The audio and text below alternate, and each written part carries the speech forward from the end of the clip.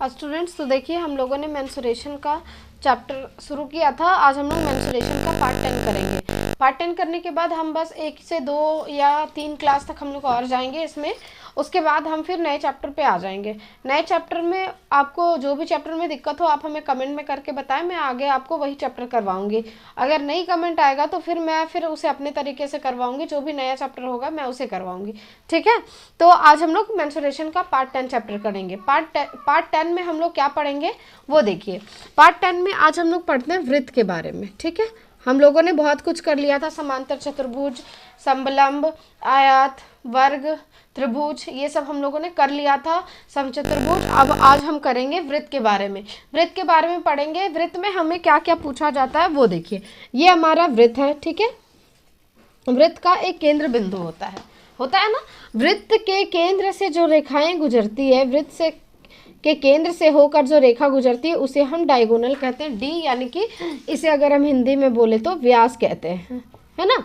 हिंदी में हम इसे व्यास कहते हैं। और ये जो इसके जो आधा होता है, व्यास का आधा यानी d/2 हम बोले तो d/2 होता है हमारा त्रिज्या, यानी r जो होता है वो d/2 होता है, यानी इसके डायगोनल का आधा ही हमारा त्रिज्या होता है। ठीक है, ये दो चीजें आपको इसमें देखने के लिए मिलेगा। अब क्या है, वृत्त में जो है वो हमारा एक कभी बोलेगा डायगोनल निकालना है। तो डायगोनल क्या होता है 2r, यानी अगर हम डायगोनल r दिया हुआ रहेगा, हमें डायगोनल निकालना रहेगा तो त्रिज्या का डबल होता है वो व्यास होता है, और व्यास का आधा हमारा त्रिज्या होता है। अगर डायगोनल निकालने बोलेगा तो 2r से निकालेंगे। अगर पेरीमीटर निकालने बोलेगा यानी परिमाप, तो वृत्त का परिमाप का क्षेत्रफल वृत्त का परिमाप का फॉर्मूला क्या होता है 2πr ये होता है। और वृत्त का एरिया जब हम लोग निकालते हैं तो ये होता है πr², यानी कि ये चीज होता है। और एक चीज और होता है, जैसे मान लीजिए ये आपका वृत्त है, इसमें आपको बोलेगा ये वृत्तखंड हो जाता है ना, ये होता है वृत्तखंड। ठीक है, ये वृत्तखंड का ये हमको क्षेत्रफल निकालना है। ठीक है, वृत्तखंड या इसे त्रिज्याखंड हम लोग बोलते हैं ना, त्रिज्याखंड, क्योंकि ये जो है वो हमारा त्रिज्या का ये त्रिज्या जो है वो इसे खंडित करता है। हमें मान लो इस पार्ट का निकालना है कि हमारा थीटा है। अगर हम यहाँ पे अगर लिखे त्रिज्याखंड का क्षेत्रफल ज्ञात करें, कभी कभी क्वेश्चन में पूछ दिया जाता है त्रिज्याखंड का क्षेत्रफल, तो इसमें त्रिज्याखंड का क्षेत्रफल क्या होगा, ये जो थीटा होता है और थीटा और नीचे में हमारा 360 डिग्री होता है, क्योंकि ये जो सर्कल होता है पूरा वो कितने का होता है 360 डिग्री का होता है, और इसकी जो क्षेत्रफल है वो πr² जो होता है वही रहेगा। बस यहाँ पे जो थीटा की वैल्यू दे रखेगी वही हमें यहाँ पे लिख देना है, 30 डिग्री, 40, 50, 60, 70, 80, 90 जो भी दिया रहेगा वो थीटा के जगह लिख देंगे, बाकी पूरा वैल्यू यही है। तो इस तरह से हमारा त्रिज्याखंड का क्षेत्रफल भी निकल जाता है। ठीक है, तो ये सब चीज़ें हमें वृत्त में पढ़ना है। अब हम इसके बाद अब हम क्वेश्चन पे आते हैं। हम आपको सीरीज वाइज हम आपको करवा रहे हैं क्लास। ठीक है, सीरीज वाइज क्लास में क्या है कि आप नोट्स कॉपी भी बनाओगे तो आपको उसमें आसानी होगी कि जब आप डायरेक्टली जैसे आपका जब एग्ज़ाम नज़दीक आ जाएगा तो आपको जब रिवीजन करना होगा तो आप उसे देख सकते हो। रिवीजन तो वैसे आपको हर संडे हर सैटरडे आपको प्रत्येक दिन आपको रिवीजन करना है, लेकिन एग्ज़ाम के टाइम पे हम क्या करेंगे, कुछ ज़्यादा ही हमें कुछ जल्दी में उसमें रिवीजन करना होता है ना। जैसे अगर हम 2-3 चैप्टर अगर हम एक साथ करते हैं तो उस समय हमें पूरा एक साथ खोल के हमें देखना होता है, पूरा कॉपी को हम एक बार पलट के देख लें। तो हम कॉपी को इस तरह से बनाएंगे ताकि हमारा जो है वो एक बार में ही वहाँ पे पता चल जाए कि हम इसमें ये चीज़ कहाँ है, हमने इस चीज़ को कहाँ इंडिकेट किया है, कैसे हम लिख रहे हैं, सारी चीज़ें हमें उस कॉपी में मिल जानी चाहिए। ठीक है, आप एक नज़र डालोगे आपको सारा फार्मूला भी मिल जाना चाहिए। तो इस तरह से आपका जब कॉपी में लिखा रहेगा तो उस समय आपको आसानी होगी। ठीक है, आप ये सारे फार्मूले याद कर लेंगे तो सही होगा, है ना, आपके एग्ज़ाम के लिए। और ये सब तो आपको याद ही करना होगा, क्योंकि इसमें आपको बिना याद किए तो कोई गुंजाइश है नहीं, आपको याद करना ही होगा इसमें। ठीक है, अब हम आते हैं क्वेश्चन पे। क्वेश्चन क्या है हमारा, मान लीजिए एक क्वेश्चन है, एक वृत्त की त्रिज्या 49 सेंटीमीटर है, 49 सेंटीमीटर है, उसकी परिधि तथा क्षेत्रफल ज्ञात करें। ठीक है, वृत्त की परिधि तथा क्षेत्रफल ज्ञात करें। परिधि का मतलब परिमाप ही होता है। ठीक है, आपको घबराने की जरूरत नहीं है। तो वृत्त की परिधि होता क्या है ये पहले आप बताइए। वृत्त की परिधि क्या होता है 2 पाई आर, यही होता है ना 2 पाई आर। ये हम लोग निकाल रहे हैं परिधि, ये हम शॉर्ट में कर रहे हैं, हमें तो वहाँ सिर्फ आंसर करना होता है ना। 2 पाई आर, आर कितना है 49, ये इससे कट जाएगा, कितना आ जाएगा 2 2 सा 4, 2 2 सा 4, 7 बार में ये 28, 2 28 30, यानी कि ये 360 इसका ये आ गया सेंटीमीटर, ये इसकी परिधि हो गई। ठीक है, ये इसका परिधि हो गया 308 सेंटीमीटर, यहाँ पे इसका परिधि हो गया। अब हमें क्या निकालना है, इसका एरिया निकालना है ना। इसका एरिया का फॉर्मूला का क्या होता है, पाई आर स्क्वायर। पाई की वैल्यू 22/7, आर की वैल्यू 7 और 49 और ये 49। अब हम इसे काटेंगे, जो गुना करके आएगा वही हमारा इसका सेंटीमीटर स्क्वायर जो हो जाएगा वो उतना हमारा आंसर हो जाएगा। ठीक है, तो हमें इसे डायरेक्ट जो है वो फॉर्मूले पे लगा के हम इसको सॉल्व कर सकते हैं। इसमें हम आपको कुछ अलग अलग तरीके के क्वेश्चन बताएंगे जो इससे थोड़ा डिफरेंट हो। बाकी फॉर्मूले वाले क्वेश्चन तो मैं आपको बस रिवीजन के लिए 1-2 बार एक ही क्वेश्चन मैं आपको करवा रही हूँ, फिर मैं आपको आगे करवाऊंगी। इससे हम एक चीज़ हम ये भी कर सकते हैं कि इसका डायरेक्ट आंसर हम कैसे लिख सकते हैं, उसका बस एक ज़रूरी नहीं है वो हर क्वेश्चन पे अप्लाई हो, लेकिन किसी किसी क्वेश्चन में ऑप्शन से वो हो जाता है। ठीक है, ऑप्शन से वो हो जाता है, तो वो चीज़ें भी हम आपको बताएंगे। देखिए, अब हम आते हैं इस पे नेक्स्ट क्वेश्चन पे। अगला क्वेश्चन हमारा क्या है वो देखते हैं।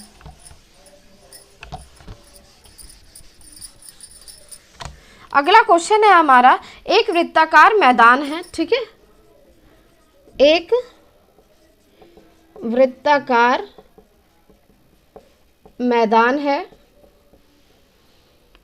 जिसमें 12 रुपये प्रति मीटर की दर से इसमें चारों ओर बाड़ लगाने की कुल लागत आपको दे दिया है 2640 रुपये। ठीक है, तो यहाँ पे आपको मैदान का क्षेत्रफल, यानी कि आपको यहाँ पे मैदान का क्षेत्रफल आपको ज्ञात करना है। तो मैदान का क्षेत्रफल हम कैसे ज्ञात करेंगे, सबसे पहले आपको ये जानना होगा कि ये क्वेश्चन में हमें कह क्या रहा है। जैसे मान लीजिए कि ये आपका वृत्त है ना, वृत्त के आकार का ये एक मैदान है। अब अगर हमें बोलेगा कि इसमें बाड़ लगाना है, बाड़ लगाने का मतलब क्या हो गया कि आपको उसमें बाउंड्री कराया गया है और 1 मीटर स्क्वायर बाउंड्री करने में उसे 12 रुपये लगे हैं और उसको टोटल खर्चा जो हुआ है वो 2640 रुपये का उसे टोटल खर्चा हुआ है। सबसे पहले हम ये जानेंगे कि बाड़ हम लगाएंगे कैसे, उसमें हम क्या निकालेंगे, क्षेत्रफल निकालेंगे या उसकी परिधि निकालेंगे। ठीक है, तो देखिए, जब हम बाड़ लगाते हैं तो बाड़ अगर हम उसकी बाउंड्री करते हैं तो किधर करते हैं वो बताओ। आप उसके चारों तरफ बाउंड्री करते हो ना, यानी किनारे किनारे। ये अगर वृत्त के आकार का है तो वृत्त के आकार में हम ऐसे बाउंड्री करेंगे, इधर से जो भी बाउंड्री लगाया जाएगा वो इधर साइड पे ये बाउंड्री किया जाएगा। तो बाउंड्री जब साइड में होता है तो उसके लिए हम क्या करते हैं, उसका परिमाप निकालते हैं, यानी परिधि निकालते हैं। तो ये जो है वो हमारा परिधि दिया हुआ है, ये जो है वो परिधि दिया हुआ है हमारा, कितना है 2660। ये कितना करके है 12 रुपये प्रति मीटर स्क्वायर की दर से ये है। तो इसकी परिधि क्या होती है 2 पाई आर, और ये जो हमारा दे रखा है 2660 और प्रति 12 रुपये प्रति मीटर स्क्वायर, तो 12 रुपये प्रति मीटर स्क्वायर है। तो यहाँ से हमारा क्षेत्रफल आ जाएगा। फिर उसके बाद हम आर निकालेंगे, आर निकालने के बाद हम इसका क्षेत्रफल निकाल सकते हैं, क्योंकि हमें क्षेत्रफल निकालने के लिए आर की जरूरत है और आर निकालने के लिए हमें ये तो चाहिए ही। अब देखिए इसको कैसे काटेंगे, 12 दूना 24, 12 दूना 24, ये आ गया। अब ये 2 से कट गया, ये कितना हो गया 110 पाई आर। पाई की वैल्यू यहाँ पे 22/7। और हाँ, एक चीज़ और ध्यान रखेंगे, क्वेश्चन में अगर 3.14 पाई की वैल्यू लेने बोलेगा तो हम 3.14 लेते हैं, और अगर नहीं जब क्वेश्चन में बोलेगा तो हम 22/7 ही लेते हैं। ठीक है, तो क्वेश्चन के अनुसार हमें चलना है। अगर क्वेश्चन में बोलेगा 3.14 ले तो हम वो लेंगे, और नहीं बोलेगा तो हम 22/7 ही लेंगे। अब क्या है यहाँ पे 110, अब आर इधर हो जाएगा और यहाँ आ जाएगा 110, और इधर आ गया आपका 7 और नीचे में आपका आ गया 22। अब देखिए इसको हम कैसे काटेंगे, 11 से काटिए, 11 एकम 11, ये हो गया 0, 11 दूना 22, ये 2 से 5 बार, यानी आर बराबर आपका कितना आ गया 35, यानी आर की वैल्यू जो है वो आपका 35 सेंटीमीटर ये निकल के आ गया है। अब हमें क्या करना है, अब हमें एरिया निकालना है। एरिया हम कैसे निकालेंगे, पाई आर स्क्वायर, यानी पाई की वैल्यू 22/7 है और ये 35 गुना 35 है। 35 गुना 35 में क्या हो जाएगा 7 × 5 = 35, 12 22, 35 और 5, ये गुना करके जो आएगा वही हमारा इसका हो जाएगा क्षेत्रफल। ठीक है, गुना करके कितना आएगा 3850 सेंटीमीटर स्क्वायर, ये हमारा आ जाएगा इसका क्षेत्रफल। अब आपको ऑप्शन में क्या, आप इसे ऑप्शन से कैसे कर सकते हैं वो हम आपको समझा रहे हैं। ऑप्शन से कैसे करेंगे, जैसे मान लीजिए अगर ये पाई की वैल्यू है, अगर पाई की वैल्यू हमें 22/7 ही लेना है, तो ये जो आंसर होगा वो हमारा 7 से भागा होगा, 7 से भागा होगा। कभी कभी ऑप्शन में क्या होता है कि 4 ऑप्शन आपको दिए रहेंगे और 4 ऑप्शन में एक ही ऑप्शन जो होगा वो 7 से भागा आएगा। कभी कभी आपका 2 ऑप्शन 3 ऑप्शन 7 से भागा जाता है, तो उसमें फिर आपको कैलकुलेशन करना ही पड़ेगा। लेकिन कभी कभी क्या होता है कि ऑप्शन एक ही होता है जो 7 से भागा जाए, तो जब 7 से भागा जाएगा तो ऑप्शन में क्या होगा कि ऑप्शन जो है वो आपका एक ऑप्शन जो है वो 7 से भागा जाएगा, तो 7 से भागा जो जाएगा वही आपका आंसर हो जाएगा। ये आपको छोटी सी बात आपको याद रखना होगा। ठीक है, जैसे क्योंकि हमें पाई की वैल्यू कोई भी, चाहे कोई भी क्वेश्चन हो जिसमें पाई की वैल्यू अगर हमें क्वेश्चन में दे रखा है और क्वेश्चन में हमें 22/7 ही लेना है, तो आप इस चीज को दिमाग में बैठा के रखो कि जो आंसर है वो 7 से भागा जाएगा। अगर 4 ऑप्शन में 3 ऑप्शन 7 से भागा नहीं जा रहे हैं और चौथा ऑप्शन अगर आपका 7 से भागा जा रहा है, तो डेफिनेटली है कि आपका आंसर वही होगा। ठीक है, तो ये चीज को भी आप दिमाग में बैठाए रखिएगा। अगर 2-3 ऑप्शन आपके अगर 7 से भागा जा रहे हैं, तो फिर आपको डायरेक्टली आपको सॉल्व भी करना होगा। कभी कभी ऐसा होता है ना कि 7 से भागा एक ही ऑप्शन जाता है, तो वो हो जाएगा। ठीक है, तो उसमें आपका टाइम बच जाएगा, और नहीं तो फिर आपका तो कैलकुलेशन मजबूत ही होना चाहिए, तब जाके आप इस तरह के क्वेश्चन आसानी से और कम समय में सॉल्व कर पाओगे।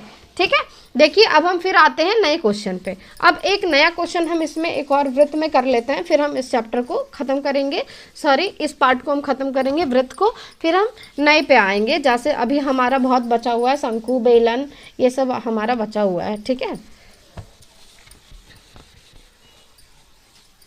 देखिए एक क्वेश्चन आपका, एक और क्वेश्चन है, छोटा सा क्वेश्चन है, देखते हैं यहाँ पे। डी मीटर व्यास वाले एक वृत्ताकार क्षेत्र के चारों ओर x मीटर की एक समान चौड़ाई के वृत्ताकार रास्ते का क्षेत्रफल मीटर स्क्वायर में है। ठीक है, मीटर स्क्वायर में है, ये हमें बोला है, और इसका क्षेत्रफल जो है वो हमें निकालना है। किसका, देखिए डी मीटर व्यास वाले एक वृत्त के क्षेत्र के चारों ओर x मीटर के एक समान चौड़ाई के वृत्ताकार रास्ते का हमें क्षेत्रफल निकालना है। इसमें हमें वैल्यू नहीं दिया है, बस हमें जो d और r दिया है बस उसी से हमें इसका क्षेत्रफल निकाल देना है। देखो सबसे पहले ये एक वृत्त है, ठीक है, आप इसे समझो, ये एक वृत्त है, इसका d जो है वो पूरा व्यास है, d जो है वो क्या है, ये आपका व्यास है, पूरा व्यास है, तो इसका r क्या हो जाएगा, d/2 होगा। व्यास तो त्रिज्या तो d/2 ही होगा ना। अब क्वेश्चन में क्या बोला है कि वृत्ताकार के क्षेत्र के चारों ओर x मीटर की एक समान चौड़ाई, यानी कि ये एक समान चौड़ाई है, यानी यहां से यहां तक की चौड़ाई अगर हम मान लें तो ये जो है वो x है। ठीक है, ये क्या है, ये x है, यानी ये समान चौड़ाई का जो है वो इसमें ये बढ़ाया गया है, एक वृत्ताकार रास्ता इसमें बनाया गया, तो इसका हमें क्षेत्रफल निकालना है। अब हमें ये पता करना होगा कि अगर इसका यहाँ से यहाँ तक की त्रिज्या अगर d है, d/2 है, तो अगर इसकी बड़े r की त्रिज्या, ये बड़ा r है ना, ये छोटा r हो गया, ये हमारा बड़ा r हो गया, तो बड़े r की त्रिज्या क्या हो जाएगी, छोटा r में अगर हम x जोड़ दें, छोटा r में अगर हम x जोड़ दें तो ये बड़े r की त्रिज्या हो गई। ठीक है, आपको ये चीज ध्यान रखना होगा कि ये चौड़ाई इसकी x ही है ना, तो x को अगर हम d/2 में x को जोड़ देंगे तो ये बड़ा की त्रिज्या निकल जाएगी। आपको ये चीज बस ध्यान में रखना है। तो अब देखिए हम क्वेश्चन हम इसको कैसे सॉल्व करेंगे। सबसे पहले बड़े वृत्त की त्रिज्या में हम छोटे वृत्त की त्रिज्या को घटा देंगे, तब इस रास्ते का जो है वो हमारा क्षेत्रफल निकल जाएगा। तो बड़े वृत्त की त्रिज्या बड़ा πr² हो जाएगा ये, और छोटे वृत्त की त्रिज्या यानी छोटा πr² ये हो जाएगा। यहाँ तक तो कोई दिक्कत नहीं होनी चाहिए। उसके बाद पाई को अगर हम कॉमन ले लें तो r square minus r square ये हो जाएगा। आपको तो फॉर्मूला याद ही होगा, आर स्क्वायर सॉरी ये a square minus b square is equal to क्या होता है, ए प्लस बी और ए माइनस बी ये होता है। अब हमें देखिए बड़ा आर की वैल्यू क्या दे रखा है, d/2 प्लस एक्स, और छोटा आर की वैल्यू क्या है, d/2। यहाँ पे क्या है, बड़े आर की वैल्यू d/2 प्लस एक्स, यही सेम चीज़ है, माइनस में यहाँ पे लिखेंगे d/2। अब ये d/2 ये d/2 कट गया। अब आपको इसको सॉल्व करना है तो क्या हो जाएगा, पाई यहाँ पे क्या होगा, इसको हम x से, इसको जैसे यहाँ पे x ही बचा है ना, और इसको ये सारा यहाँ पे बचा हुआ है, तो क्या करेंगे, ये d/2 और d/2 यानी कि आधा आधा, ये d आधा और ये d आधा, पूरा एक बन गया, यानी पूरा d बन गया, एक बन गया ना पूरा। तो वही देखिए यहाँ पे आपको शॉर्ट में समझना होगा, ये d हो जाएगा और d को x से गुना करेंगे तो dx हो जाएगा, और यहाँ पे x को x से गुना करेंगे तो x स्क्वायर हो जाएगा। और फिर आपका यहाँ पे इसका जो आंसर क्या आएगा, इसमें अगर हम x कॉमन निकाल लेंगे तो पाई x और यहाँ पे d बचेगा और प्लस में x बचेगा, तो आपका आंसर जो है वो ये आएगा। आपको ऑप्शन में यही, ऑप्शन में आपको बहुत तरह से घुमा के दिया हुआ रहेगा, ठीक है। ये क्वेश्चन जो है वो आपका रियल क्वेश्चन है, ये कोई एग्जाम में आया हुआ ही क्वेश्चन है, लेकिन आपको आंसर इस तरीके से दिया रहेगा और बहुत घुमा के दिया रहेगा। यहाँ पे स्क्वायर दिया रहेगा, यहाँ भी स्क्वायर दिया रहेगा, या कुछ भी रहेगा प्लस माइनस में, छोटे छोटे चीज़ों में जो है वो ऑप्शन में आपको कन्फ्यूज़ करेगा। तो आपको सॉल्व करके अच्छे से, आपका कैलकुलेशन मजबूत होना चाहिए और सॉल्व करके आप इसे अच्छे से बना पाओगे, ठीक है। अच्छे से बनाने के बाद इसमें हम क्या करेंगे कि इसे बनाने के बाद हम इस चीज़ को पहले आपको 2-3 बार आपको वो करना होगा, आपको रिवीजन करना होगा, ठीक है। आप इसे रिवीजन करोगे, उसके बाद आपको रिवीजन करने के बाद आप इसे अच्छे से देखोगे 2 बार 3 बार 4 बार आप, और आप मॉक टेस्ट भी लगाते रहे। मॉक टेस्ट लगाने के बाद आपको क्या करना है, फिर उसका एनालिसिस भी करना है। एनालिसिस का मतलब क्या होता है कि आप जिस चीज़ को बनाए हो उसमें सॉल्यूशन में आपको दिखाएगा कि वो कैसे बनेगा और किस तरीके से आपका कहाँ गलत हुआ है, उसका सही आंसर क्या होगा। फिर आप उसे कैलकुलेट करो, कि आप उसे कॉपी में लिख लो, जो क्वेश्चन आपका गलत हुआ आप उसे कॉपी में लिख लो। अगर आपको क्वेश्चन में दिक्कत है तो आप हमें कमेंट में बॉक्स में आप हमें कमेंट भी कर सकते हो, उसका जवाब हम आपको देंगे।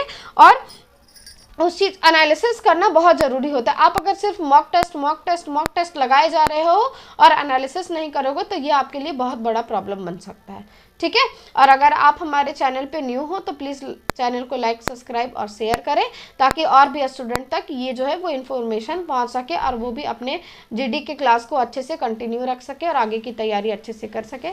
फिर मिलते हैं नए वीडियो के साथ, तब तक के लिए थैंक यू सो मच।